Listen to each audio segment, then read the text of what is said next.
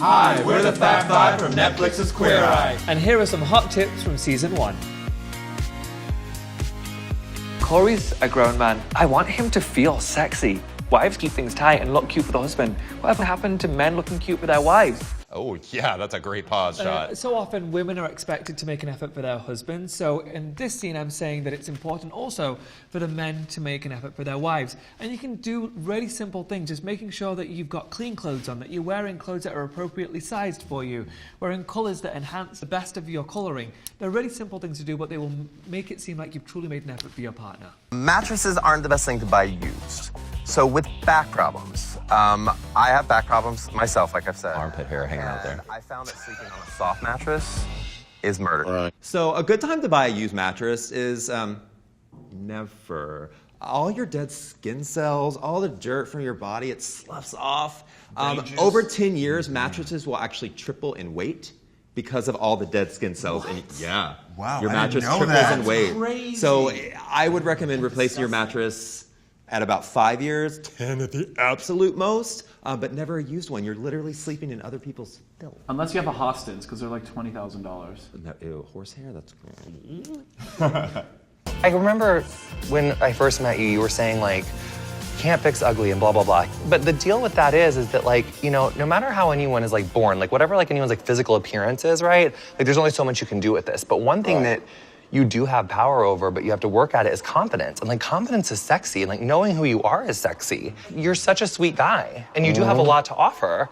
But if you don't make it seem like you know that you have a lot to offer, like no one else is gonna really like give you the time of day. Right. Yes, Jonathan. And can we talk about how pretty Jonathan looked there? I know. Even though she was sweaty, she was hot, her hair was perfect. Thanks. Sorry. Well, one thing I learned from all my time doing yoga is that we all have this like invisible magnet on our inside that's either like negatively or positively charged. So you can have the same person, and if they have a positively charged magnet, they look gorgeous. If it's negative, it's like, ooh. You can't control your confidence. You can't control like the energy that you give off. So even if you feeling fugly, give off gorge, and people are gonna love it. The first thing I learned in hair school was fake it till you make it. So if you don't know how to feel confident, you just have to like pretend that you're confident, and then eventually you'll believe it. Is it like faking a laugh and then you end up really laughing? Yeah. No, kind of. You know, It kind of is. there's something that I always do that every morning I focus on one thing that I like about myself that morning, and that is what I focus on throughout the day. So it doesn't matter if I'm in the bathroom, if I'm at my desk, I'm going to say, you know what? I really like my eyebrows today. I like my nail beds today. And I use that to keep building me up. What Remy is learning right now is if you're going to drink this drink, you need to understand why you're drinking it. Have some history behind it. It elevates you as a man, and it shows that you're truly stepping into your own manhood by having this knowledge. Whew, that hits you right here. I'm going to be lit. What I'm teaching you is that if you go drink, you're gonna get lit. No. The things, a lot of times that we experience things, but we really don't know the history behind it. One of the things I love about Anthony is that he actually takes the time to learn the history behind stuff. You as well with your podcast, Getting Curious. And I think it just makes us more well-rounded people to take an opportunity to say, you know what? Why am I enjoying this food? Why am I enjoying this drink? You know, learn about it. It'll just add to the experience altogether. That scene for Anthony and I, we learned so much about whiskey, but for me, there's so many different type of beers as well, and I would encourage people to try different type of beers. You can try everything from IPAs, something a little bit darker, especially for men, it's something easy, accessible. And then can we also just play one game before we move on to the next question really quick? Let's all just say one word that reminds us of whiskey. Bold. What's yours? Smoky. Brown. So avocados. You want them to be pretty firm. We're going to be cutting these, and it's all going to be about technique and presentation. Okay. So we don't want them to be too mushy. We're not making guacamole. Really? Avocados? Nothing annoys me more than cutting open an avocado when the pit doesn't fully come out.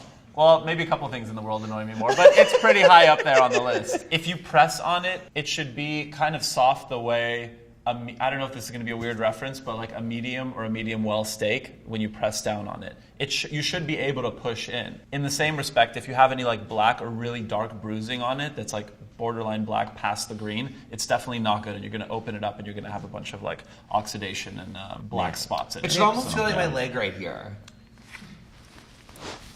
Yes. I am standing in my That's the Jonathan smile. Just because you make an effort with your wardrobe doesn't make you a wuss. You making an effort with your wardrobe means that you are serious about the life that you want. Yes, you absolutely can make an effort with your look without looking like you've tried too hard. I think just making the look very much authentically you is what you Authentically you, like when you're wearing a sweatshirt that has My City on it when you don't live there? Yeah. Yeah, like it's that. what I was hoping to be. Parisians haven't figured out. And also, I mentioned in this scene that just because you've made an effort doesn't make you a wuss. You making an effort doesn't make you seem like a sissy. It makes it seem like you respect yourself and you respect your surroundings and you respect the people around you. When you're picking out different materials for a room, you always need a contrast to draw the eye around the room. I like doing darker floors and lighter things on the top because it draws your eye upwards.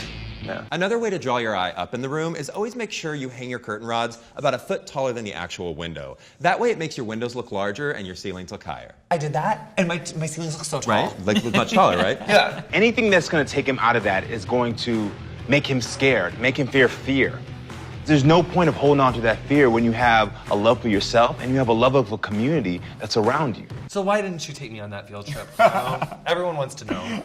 Here's I your wanted you chance. to go, but you were doing something No, I else. wasn't. Yeah. You're lying. That's not true. I was so ready. Actually.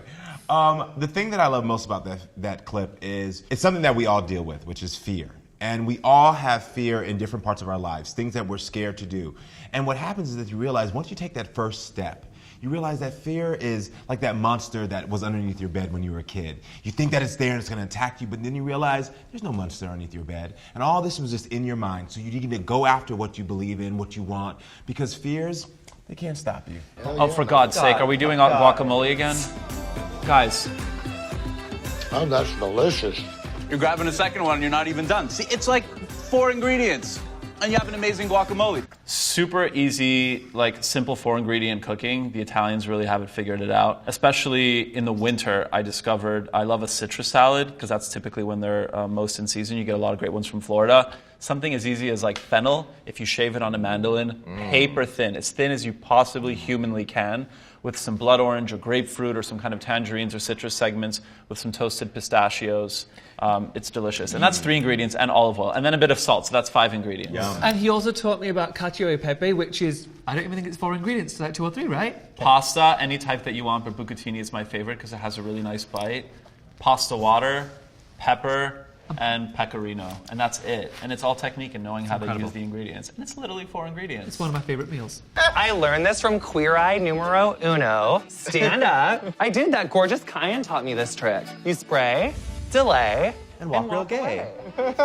Okay, on the real, I know I said spray, delay, walk away. In reality, because my fragrance is gorgeous, I just do like a strong, like 1, 2, 3, 4, like right on me.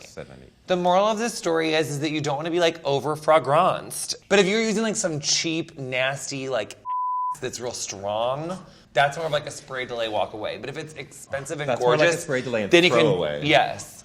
But I do think that with more expensive, what you're having a moment about my fragrance suggestions? What? No, but when you have something What? that's like... What's wrong with it, Crumb? Am I being rude about fragrance levels? You just don't want to smell too strong, that's all.